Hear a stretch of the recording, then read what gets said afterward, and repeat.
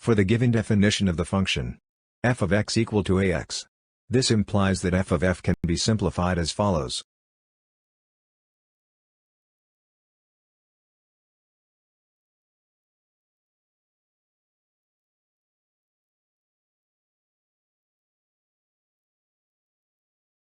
Therefore, by substituting f of x and f of f into the second-order function equation, becomes a quadratic equation in A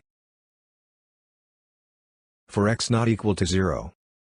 Therefore, the quadratic equation is. We then solve the quadratic equation as follows.